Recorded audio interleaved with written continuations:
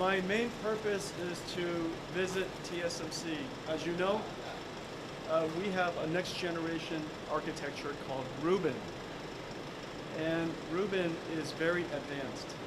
And we have now taped out 6 brand new chips to TSMC. New CPU, new GPU, new scale-up NVLink switch, new networking chip, new networking switch, and our silicon photonics processor. So all of these chips are now in TSMC's fab, and I came to thank all of their operations people for working so hard for me. The rumor kept coming out. Can you tell us what H20, I'm very grateful that the U.S. government, the Trump administration, has approved licenses for us to export H20s to China. Recently, China asked some questions about some security backdoors in our chips. We have made very clear and put to rest that H20 has no security backdoors. There are no such things. There never has. And so hopefully the response that we've given to the Chinese government will be sufficient. We're in discussions with them. We're surprised by that. As you know, they requested and urged us to secure licenses for the H20s for some time. And I've worked quite hard to help them secure the licenses. And so hopefully this will be resolved.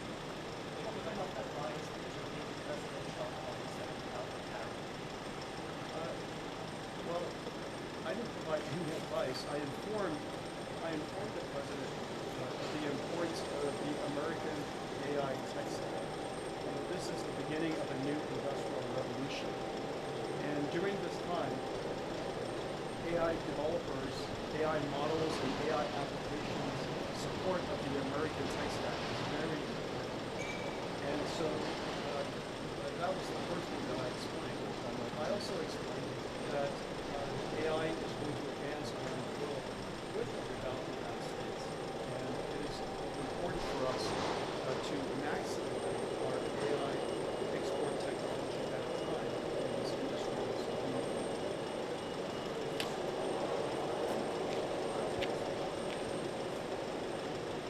I'm sorry, what was the question?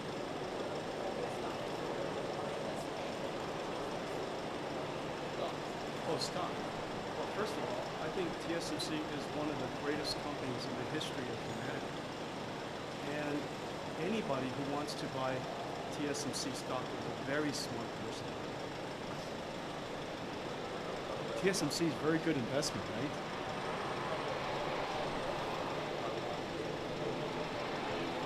We are still working with the government. I hope that the local government will resolve all of the necessary issues so that we can start building. You know, we have many employees here in Taiwan. We're growing here in Taiwan because our supply chain is so busy here. We're working with chip companies, system vendors, and system makers all over Taiwan. And everybody is working so hard for us. We need a lot of engineers to work alongside them. And so I'm hoping that the government will resolve whatever issues they have so that we can start building NVIDIA Constellation here. And our employees are really looking forward to it.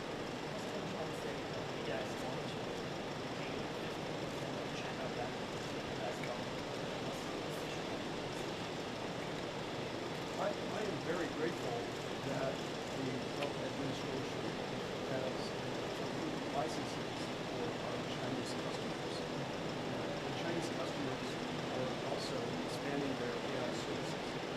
And so the demand, I believe, is quite great. And so the ability to ship products to H20s to China is very much appreciated. So I'm grateful that the licenses are here. Shipping H20s to China is not a national security concern. It's great for America and it's great for China.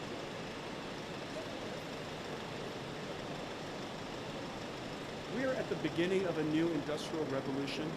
as you know, AI is going to be everywhere. Every society, every company, every individual will use AI. It will increase every industry's productivity. It will create a whole bunch of new applications that the world's never seen before. And this new industry requires a factory like an AI factory. And this will power a new infrastructure around the world. This is an excellent opportunity for Taiwan. Last at Computex, I announced that we are building an AI factory with Foxconn. And it will be Taiwan's first AI factory, but it will not be the last. And these AI factories will need energy. And without energy, there's no industrial growth. Without energy, there's no vibrancy. That's why humans need energy, industries need energy, cars need energy. We need energy to move the world. And so this is a great new opportunity for Taiwan. I really do hope that every form of energy will be explored. There are excellent technologies now for clean carbon. There's excellent technologies for sustainable energy, solar and wind, and nuclear is an excellent option. Some persons NVIDIA is going to invent a new version of China cheese called B30. Is that right? Well, offering a new product to China for the data center, AI data centers, the follow-on to H20. That's not our decision to make. It's up to, of course, the United States government. And we're in dialogue with them, but it's too soon to.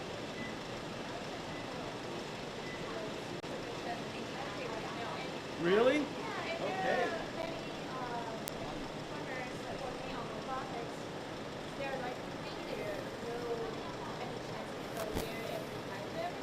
I'm only going to be here for a few hours. Yeah, I don't even need to sleep tonight. I'll leave tonight, right after dinner. No, it's easy, nice and easy. Mostly just sit on the airplane. But the robotics innovations here is very exciting. As you know, Taiwan is the epicenter of a very large electronic manufacturing ecosystem. And the great companies in Taiwan are incredible in manufacturing electronics around the world. Foxconn, Quanta, Mistron, so many, right? Of course, TSMC and there's so many major companies. And so all of these companies will benefit from the next revolution in artificial intelligence, which is robotics. And this is the technology is moving very, very quickly, and I'm very excited about it. You are going to deliver a speech in Washington,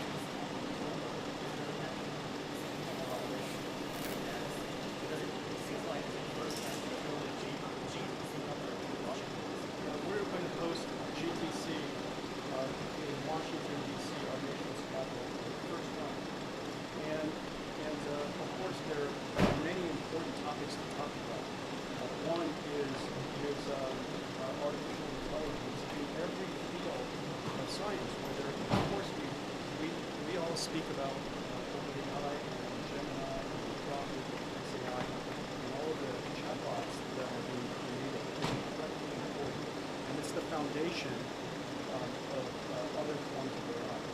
However, there are many forms of AI. There will be AI for quantum, AI for telecommunications, AI for physics, AI for chemistry, AI for computer science. There will be AI for a lot of different fields of our industries. And so that's one area that I'll talk about. And then, of course, I'll talk about how NVIDIA's AI is affecting various industries and industrial products.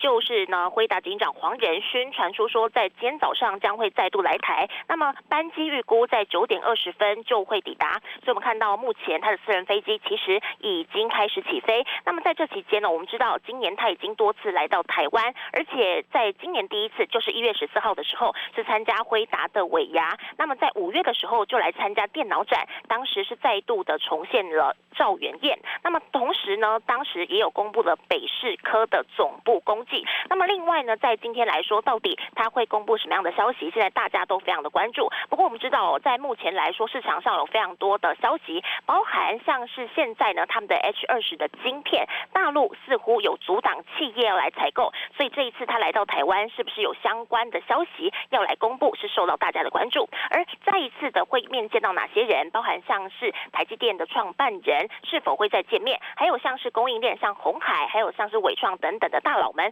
是否会再重现兆元宴，也是大家关注的。还有在今天早上传出最新消息是说，美国政府似乎没有打算要入股台积电，或者是台积电呢打算说要把这个补助的66亿归还到美国政府。所以到时候黄仁勋是有什么样的这个意见，还有他什么样的看法，稍后也会帮大家来进一步的报道。那我们知道在这期间，其实黄仁勋是非常的忙，他不只是在今年上半年的时候参加了全球注目的 Computex 之外呢，他还奔波到日本、欧洲、中东等等的地方。另外当然也再度的进入到了白宫来商讨这所有的这个晶片，所有的这个销售的状况。因为我们知道现在中美的禁令还是非常的热议，所以到底呢接下来他会怎么样来形容，还有怎么样来透露说这消息，也都是大家关注的重点。那么根据目前最新的消息，这台飞机呢将在稍早，也就是稍后9点20分的时候抵达到台北的松山机场。这一次呢，他同样是搭乘他自己的